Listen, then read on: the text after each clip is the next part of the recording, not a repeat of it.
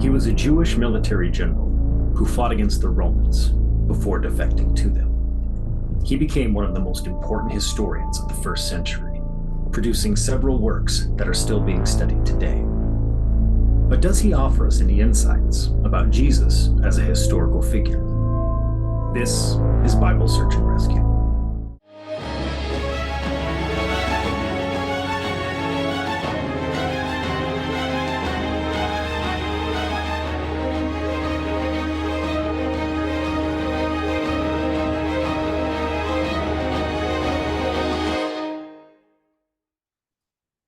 I'm Chad Minners, a Westar scholar and the director of Bible Search and Rescue.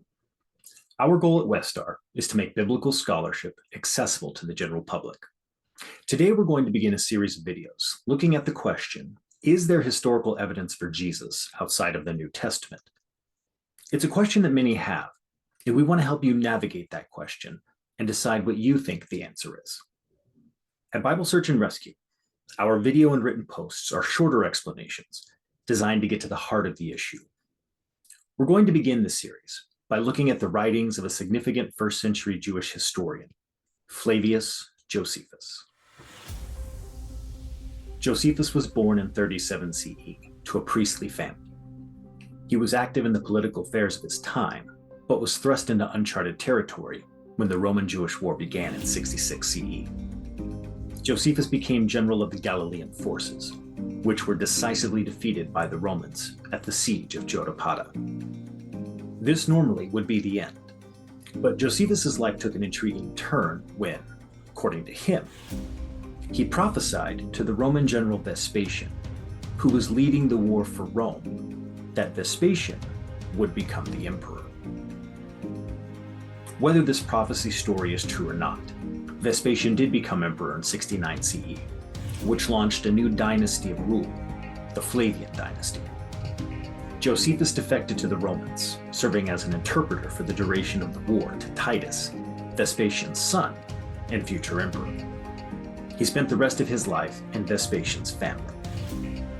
Josephus became a historian and wrote several important works, including the Jewish War, which he completed around 79, and the Antiquities of the Jews, completed in 93.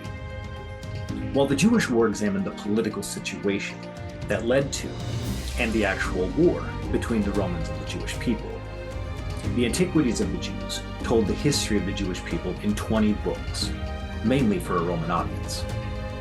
Books 18 and 20 are of particular interest for information regarding the life of Jesus. Antiquities 18:3-3 says the following: "Around this time lived Jesus, a wise man, if he should be called a man, because he performed shocking actions. He was a teacher of people who received the truth with pleasure, and he persuaded many Jews and Greeks. This man was the Christ. When the leading men among us demonstrated to Pilate that he should be punished by the cross, those who first loved him did not stop doing so, since he appeared to them alive again on the third day, which was spoken of by the divine prophets, and countless other wonders were spoken about him. To this day, the tribe of Christians, named after him, have not died out." This passage is short, containing less than 100 Greek words. It appears in the section of Book 18, where Josephus is discussing the career of Pontius Pilate, who was the Roman prefect of Judea from 26 to 36 CE. Even as short as the passage about Jesus is, scholars have recognized it as being problematic for several reasons. Let's look at it again. We know that Josephus was not a follower of Jesus, which makes several of the statements in this passage difficult to believe that he wrote them. For example, "if he should be called a man," seems like something a follower of Jesus would write. Just like, "since he appeared to them alive again on the third day," would be a statement of faith. Several aspects of what is written here don't seem to be something Josephus would write. However, there are also parts of the passage that sound like something Josephus would have written, and not something a devoted follower of Jesus would have said. Calling Jesus a wise man seems pretty modest for a believer to write. Likewise, referring to his followers as a tribe also seems strange. The Greek word translated here as shocking is not commonly used in the New Testament, but it is a word we see often in Josephus's writings. It could mean that Jesus performed amazing deeds or controversial deeds. There's a variety of ways to translate it. A lot has been written about this passage, and it's widely believed that a scribe altered the text. In the world before the printing press, books had to be hand-copied, which required scribes. This left the possibility that a scribe could intentionally change a text by leaving something out or adding something in. Adding something to a text is known as interpolation. The common belief is that a scribe committed interpolation in Josephus's text, but was it all forged or just partly forged? Some believe, for good reason, that Josephus didn't write anything about Jesus here. Others believe that Josephus did include a brief statement about Jesus, which a scribe then altered to make it more flattering. We know that the reading we currently have existed no later than the early 4th century, because it was quoted verbatim by Eusebius of Caesarea, who died in 340 CE. One possible reconstruction of Josephus's original wording could be something like this. Around this time lived Jesus, a wise man, who performed shocking actions. He was a teacher of people who received the truth with pleasure, and he persuaded many Jews and Greeks. When the leading men among us demonstrated to Pilate that he should be punished by the cross, those who first loved him did not stop doing so. To this day, the tribe of Christians named after him have not died out. Some have argued that if you remove the passage about Jesus, the narrative continues seamlessly. Josephus is recounting some of Pilate's controversial actions in this section, with 2 stories about Pilate and his hostility to the Jewish people preceding the mention of Jesus. Following the brief passage about Jesus is a detailed story about a woman named Paulina and a series of events that led to Tiberius banishing Jewish people from the city of Rome. Then the narrative returns to the career of Pilate and his brutality towards the Samaritans, which ended up costing him his role as prefect. While it's certainly possible to remove this section about Jesus and have an unbroken narrative, the same argument could be made for the Paulina story, as this particular event isn't really intertwined with the career of Pilate.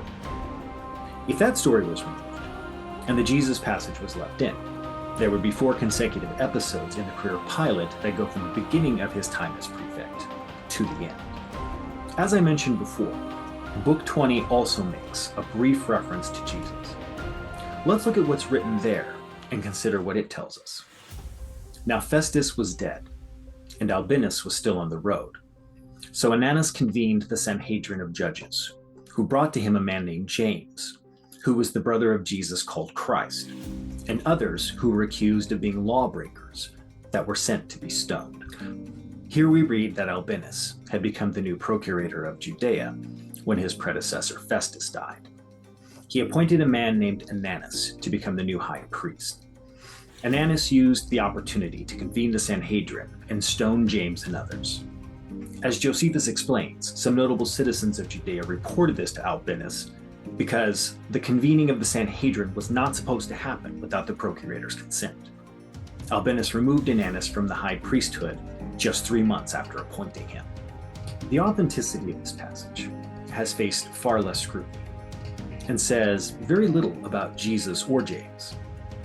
James was stoned as a lawbreaker by the high priest, and he had a brother named Jesus, who was called the Christ. We know from several other sources that Jesus of Nazareth was known to have a brother named James.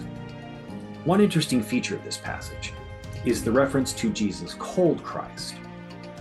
It's possible, and has some verification in various comparative texts of Josephus, that the original reading of the Jesus passage of Book 18 said that Jesus was called Christ, or believed to be the Christ, rather than how it reads now, that Jesus is the Christ. Around this time lived Jesus, a wise man, who performed shocking actions. He was a teacher of people who received the truth with pleasure, and he persuaded many Jews and Greeks. He was called Christ. When the leading men among us demonstrated to Pilate that he should be punished by the cross, those who first loved him did not stop doing so. To this day, the tribe of Christians, named after him, have not died out. This might explain how in Book 18, Josephus made the connection to Jesus' followers being called the tribe of Christians, and why in Book 20 he alludes to James being the brother of Jesus called Christ, as it's a callback to Book 18. We don't really know for sure. There's been a significant amount of material written on this brief passage in Josephus. In the video description, you'll find works consulted for this video, which can provide you an opportunity to look deeper at the subject. I took a poll of several Westar scholars, asking them for their opinion on the chapter 18 passage. They were given 3 options.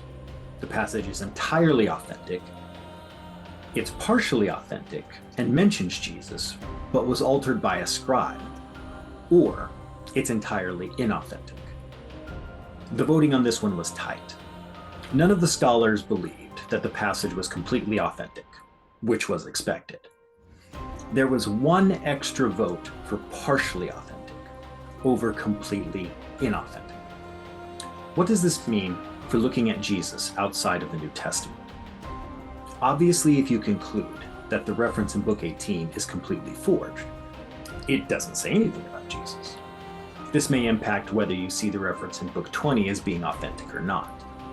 If you conclude that only the reference in Book 20 is authentic, then all you really learn about Jesus from Josephus is that he had a brother named James who was executed, and Jesus was called Christ.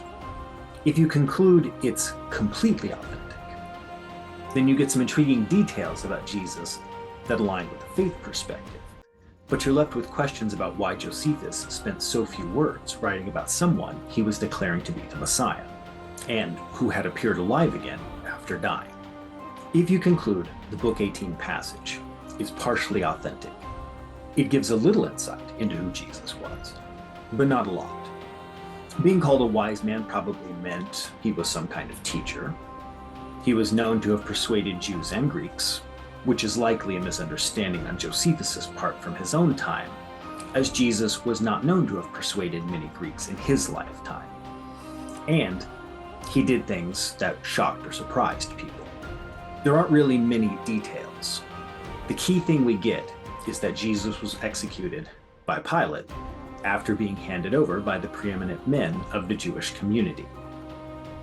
So we have his method of execution and the time frame during Pilate's tenure as prefect.